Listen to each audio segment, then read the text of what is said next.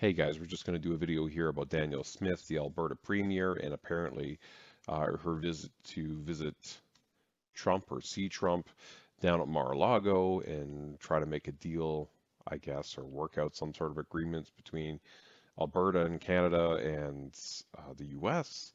There's been a lot of crazy reactions of people that have just been going wild on this, so I thought we should have a discussion. Trump-loving leader in Canada just got a rude awakening after taking the pilgrimage of shame to Mar-a-Lago to try. A Trump-loving leader. And they're talking about our premier here, or my premier here in Alberta, who is Danielle Smith, the lady on the left. And they're saying she's a Trump lover. Like, what? What are you talking about? To appease Donald Trump. I'm talking about the premier of Alberta. Her name is Danielle Smith. She spent her taxpayer dollars going to Mar-a-Lago to kiss the ring. You see her here with Your Alberta taxpayer dollars at work paying for grifter Danielle Smith to join Team Sellout Canada at Mar-a-Lago. You'd have to search hard to find three worse people. Four with Doug Ford, okay, to represent Canada, and they aren't fighting for us. Charles Peploic. Who is this person? So Charles Peploic has contributed articles and reviews to All Hollow, Sherlock Magazine, Scarlet Street, and the Canadian Homes. He's an active Sherlockian for more than 20 years with the society, blah, blah, blah, blah. Okay, so he's a Canadian citizen who's obsessed with Sherlock Holmes. So why am I listening to him? I just, like, so I guess he feels like he is Sherlock Holmes, the detective right now? Like, what the? Oh my God. far right-wing podcaster Jordan Peterson and Kevin O'Leary at Mar. Far right-wing podcaster Jordan Peterson. If you put far right at the beginning, if you just throw it out there, then immediately that's supposed to discredit them, right? Yeah, it's supposed to discredit them. So now we all can stop listening because he said far right podcaster at the beginning. So you know what? That's it. We're done. Don't even need to think about it. Somebody said he's far right. It's over. It's over. Just stop thinking. Turn off your brain. He said the words far right. You're done. You already know he's a bad guy. You already know he's a bad guy. Mar-a-Lago. That's what she was doing. And she wanted to deliver a message. Donald, you need us in Alberta. Why don't we all just team up and go after Mexico? And why don't we form a special relationship with Alberta? It should be noted Danielle Smith is from the Conservative Party, and she's often been referred to as Maple MAGA. We've What? Okay. Okay. Okay. What the fuck is happening? Okay. Why wouldn't you go meet with Donald Trump if you could to have a discussion?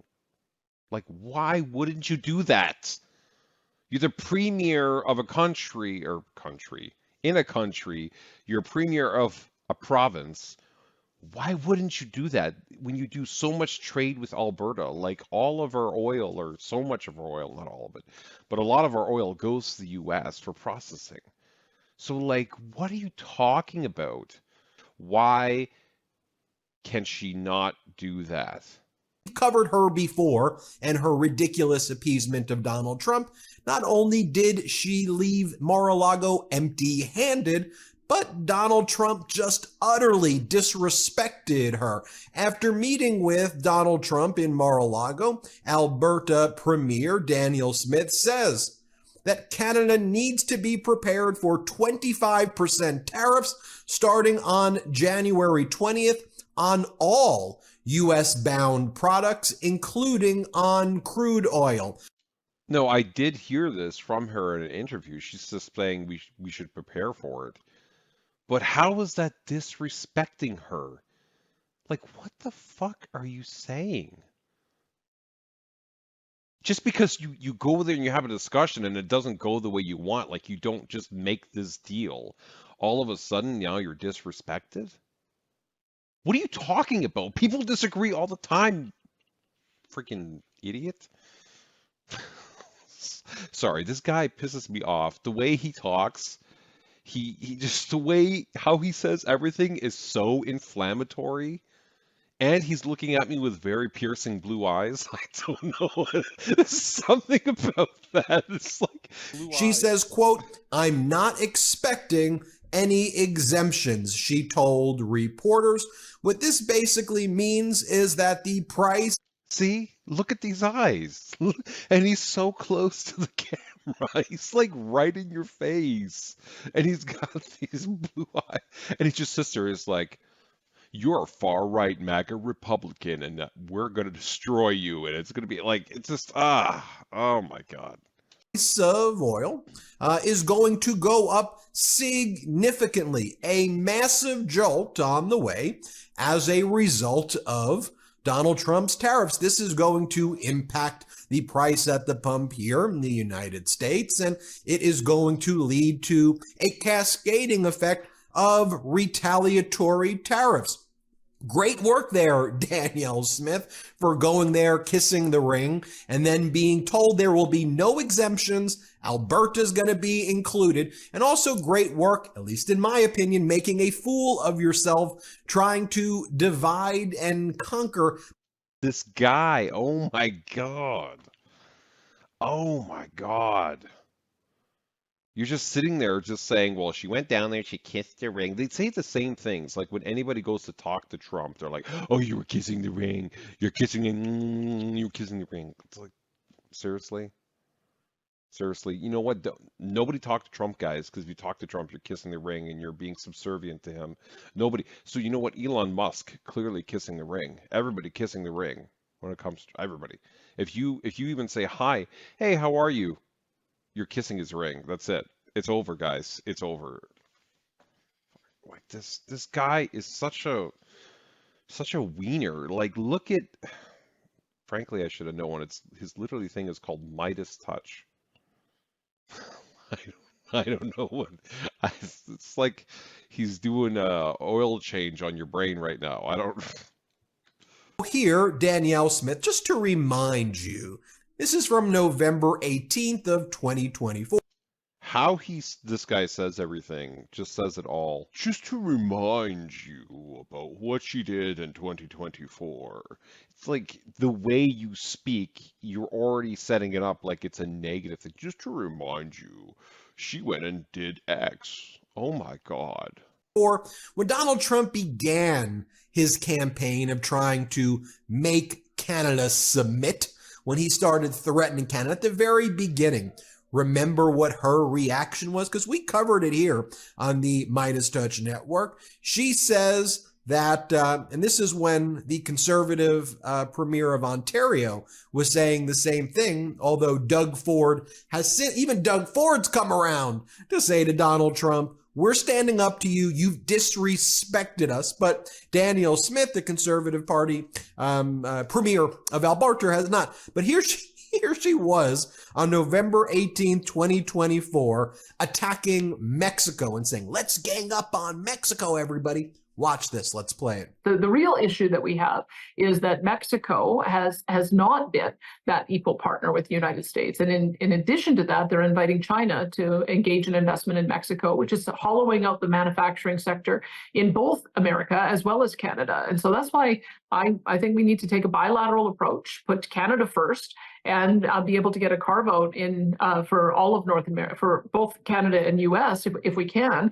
And if not, then we'll certainly be prepared to work with the American administration on whatever products it is that they need so that we can have a constructive relationship. And I think our lead is going to be on energy. Do you agree with Ontario Premier Doug Ford that maybe Mexico should be cut out of the process if it won't comply with sort of the spirit of the USMCA? That seems to be what you just said there. Am I understanding you correctly? 1,000%. And I had a chance to talk to Premier Doug Ford about it. And so I'm very much in sync with what he has to say.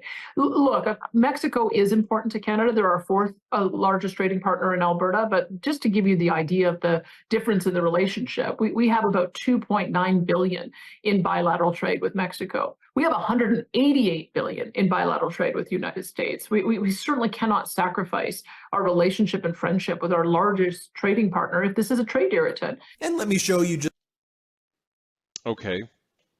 So what was the issue with that? She didn't say let's gang up in Mexico. She's saying we should have a bilateral trade agreement between just Canada and the US. And why are we including Mexico? And you said it was like about ganging up and all those bullshit and the way you said it. And then she actually said that she even agreed with the Ontario Premier Doug Ford. So why do you make it so inflammatory when it's not? Freaking wiener. just another press conference that she gave, another short clip right here, where she was basically, again, showing her MAGA maple or maple MAGA bona fides. Here, play this clip. What do you make of Doug Ford's vow to cut off energy to the U.S. in the wake of the 25% tariff threats? Well, let me be clear from the Alberta perspective. Under no circumstances will Alberta agree to cut off oil and gas exports. We don't support tariffs. I don't support tariffs on Canadian goods, and I don't support tariffs on U.S. goods, because all it does is make life more expensive for everyday Canadians and everyday Americans. So instead, we're taking a diplomatic approach, and we're meeting with our allies in the U.S. We're making the case for Alberta oil and gas to be part of the solution to energy affordability, to energy security, and to, generally speaking, North American defense security as well. And of course, we'll work with our counterparts in Montana in a shared border arrangement so that we can improve public safety, crack down on illegal migrants and illegal drug trafficking. And that's part of the reason why we're announcing this today. I mean, how utterly humiliating. What a disgrace, folks. Seriously? I do. Sorry, what is the disgrace and what's the humiliating part about any of this? This guy is just inflammatory for no fucking reason, and he just goes off, and clearly he doesn't understand Canada, because if he did, he would be shutting his pie hole right now. He wouldn't be talking like an idiot out of his ass. Look, Alberta literally has pipelines, okay, from our oil fields that go to the US, and then from the US go into Ontario and Quebec. So if you shut off the oil and gas that travels across our borders, Ontario and Quebec would not be able to get oil out of your fucking pipeline, you tool. Okay, there's a lot there. There's a lot going on. Shachi, Danielle Smith did her thing yesterday. You can understand, with oil being so important to that economy, why she would object to this. But Andrew Furey, Scott Moe, and Francois Legault, all the premiers of skin in the game, have said she should be on board. Pierre Poilievre wouldn't give a clear position on this. He seems caught a little bit between Smith and Ford on this one. What do you make of the politics of this as it unfolded over the last 24 hours? Well, just what the country needs in the moment of crisis, another national unity debate. Like this is not good news on any front, Well, you have national unity debates like crazy right now, because we literally have the Quebec province that wants to separate from, or at least is positioning itself in such a way that it's could want to separate in the coming future. I mean, I haven't seen this since I was a teenager in the 90s, where they were voting on referendums for Quebec to separate, but the Liberals are so unliked, and the current government is so unliked, that the Bloc Québécois, which is the separatist party for Quebec, is literally looking like they're going to win the vast majority of seats in Quebec and potentially become the second biggest party in Canada in the next election, unless something changes drastically. So we're not even talking about Alberta at this point. Alberta hates the Liberals. So this has been going on for a long time, okay? We're a big country. We have a lot of different things going on, and we don't have a government that brings everybody together. When Stephen Harper, our previous prime minister, was in power, he actually did a really good job at trying to bring the country together. And then we have Trudeau, who's like, let's fracture everybody and piss everybody off. That's literally what he did. The politics of it, there's no love lost between Pierre Poilievre and Doug Ford. It's been very clear that Doug Ford is choosing to seize a moment and try to show some leadership. But let's also, just unpack a little bit of the interprovincial or domestic provincial politics of this. Doug Ford is staring down the barrel of a potential early spring election. He's looking to go to the polls. We'll see how much that changes as a result of what's been going on. But and you look at where Danielle Smith is, both of them are mirroring the opinions and the general sentiment of people in their own provinces, the constituencies of their own provinces. Albertans are far more likely in this country to be of the view that they give more than they get from Confederation. Because we do. We literally provide payments. I forget what it's called, but where they send, because we're a province, Alberta is a province that actually produces plus a surplus of money, so they spread out these equalization payments to these other provinces like Quebec or the Atlantic provinces as an example, and give them money. So yes, it's true, and Alberta's been doing that for so many years. That they are net providers in terms of economic prosperity to Canada than net receivers on that front. They're also much more likely to view themselves as Albertan first and Canadian seconds. I know this from data. Ontarians, on the other hand, really do reflect themselves as the standard bearers of Canada. They see themselves as Canadian first and are the most likely among all provinces to say that they see themselves as Canadian first. Well, that's the thing. So I grew up in Ontario. I lived in Toronto like suburbs of Toronto anyways, until I was 13. And then I moved and lived in Ottawa for a very long time as well before I moved out west to the prairie provinces here. And yeah, I would agree with you that when you're living in Ottawa or in Toronto area, you do feel like you are just Canadian and whatever. I mean, the capital city is in your province, the capital of Canada, and they're big government towns. But then when you come out here, you definitely feel more disconnected, I guess, from those places because they're thousands of kilometers away. And then they keep telling you how they're going to run your lives, yet they're destroying your economy by trying to anyways, by making stupid decisions like printing the shit out of money and causing huge inflation in your country.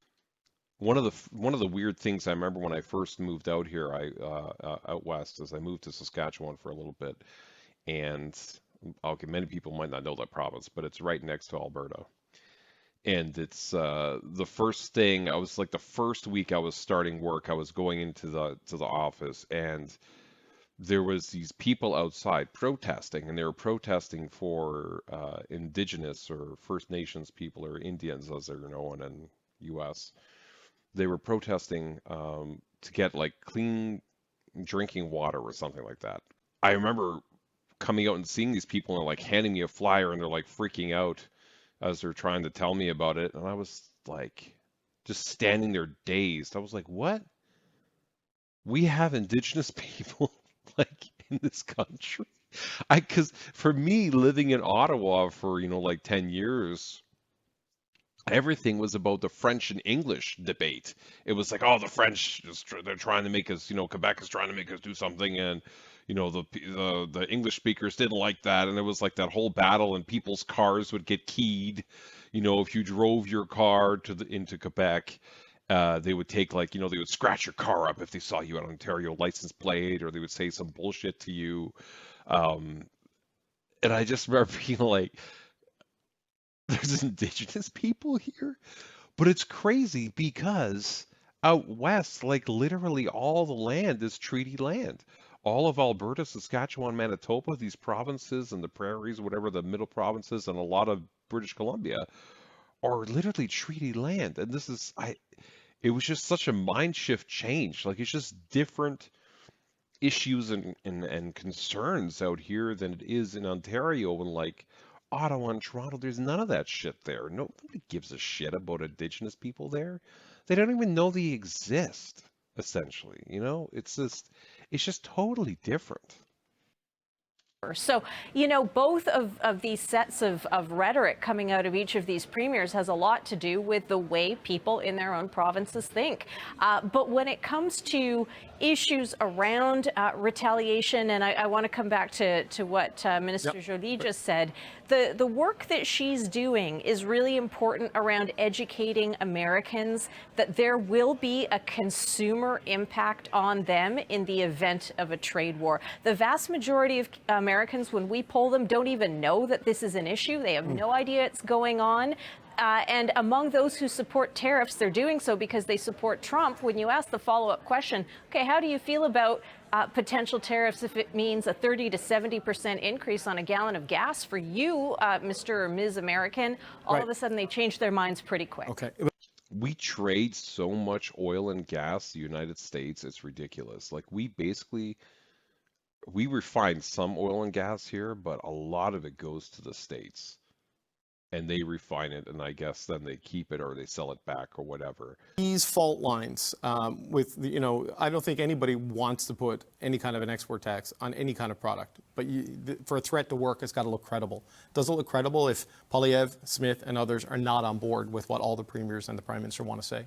Problem and the obligation and the responsibility of the prime minister of this country, whether it's Justin Trudeau or Pierre Poilievre, the obligation of the prime minister of this country is to put Canada in the best possible position to move forward with regard to future negotiations over tariffs, over the future CUSMA agreement when that comes up in 2026.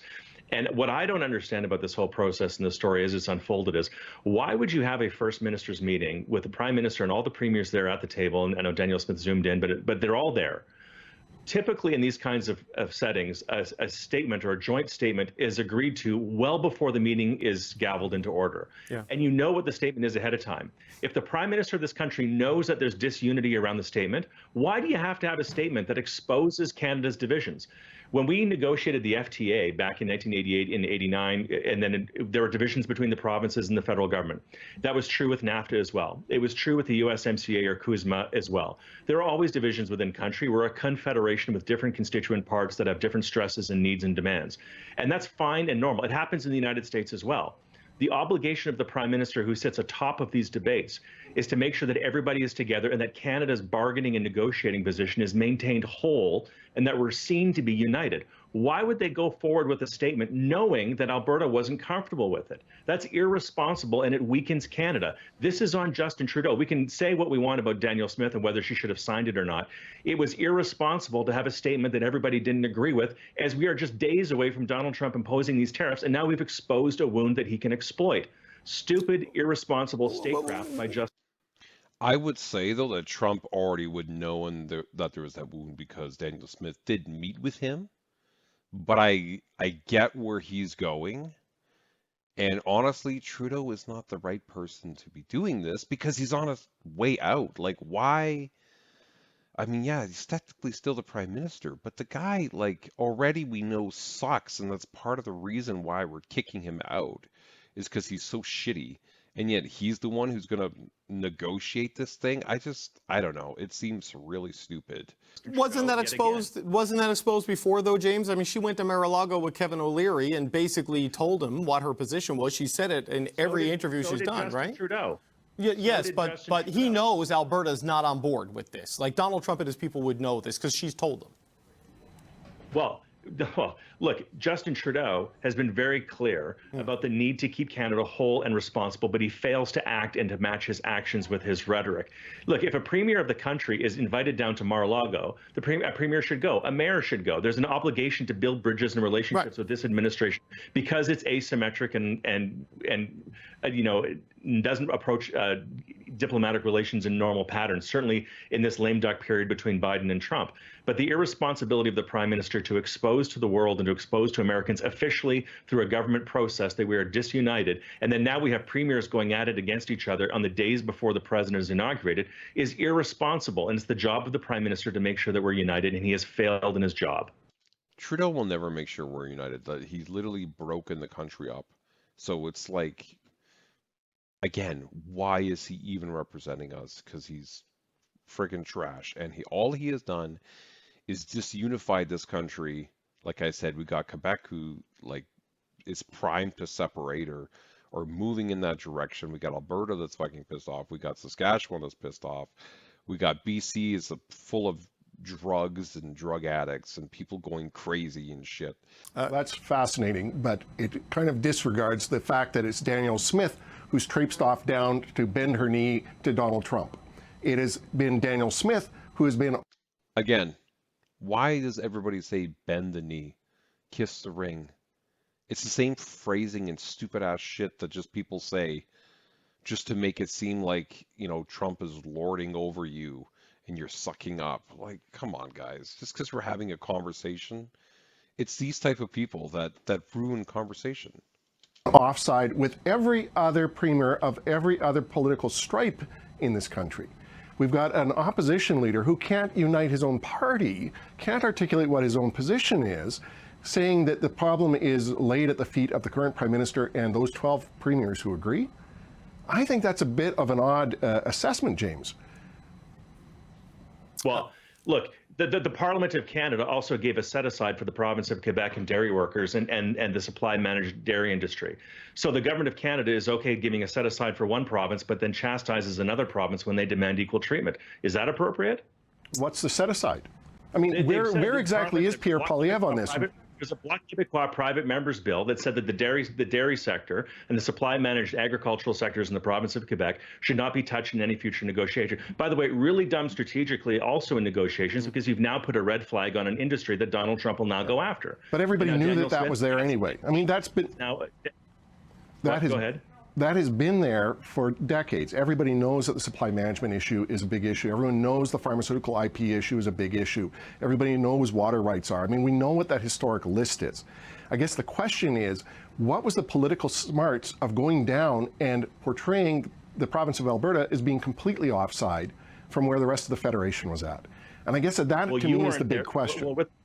Well, you weren't there and I wasn't there. I don't know exactly what she said to President Trump, but I imagine one of the things that she probably said to President Trump is Canada is an ally. Canada and Alberta, we are allies to the United States. 1/3 of our exports to you are Canadian oil and gas and energy products that keep American prices low, that allow the American economy to grow. And Alberta and Canada are friends of yours. Look, I've known Danielle Smith since we were both 16 years old. She's a Canadian and she's a patriot. And if she went down there, I promise you what she had to say was that Alberta and Canada are friends of yours. Don't go after us. She didn't go there to say divide and conquer us. She went there to say Alberta and Canadian energy is an asset to America. Don't tax Americans away from one of your greatest sources of economic strength. I would agree. That's what 100% at least what I would expect that she would have said. Like, I mean, he knows her, but I would expect she went down there and just essentially saying what he said. Like, look, we've been friends all this time. We do all these good trades, whatever. We have a shit ass prime minister right now. He's resigning, whatever.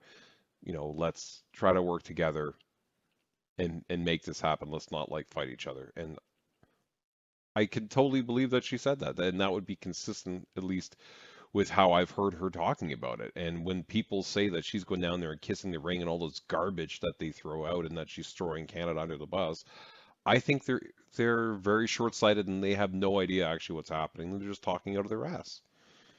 And maybe you could say the same thing about me, but I guess we just have a difference of opinion. I don't know. That's it. Anyways, guys, thanks for watching. Let me know what you think in the comments below about all of this discussion, and we'll see you again next time.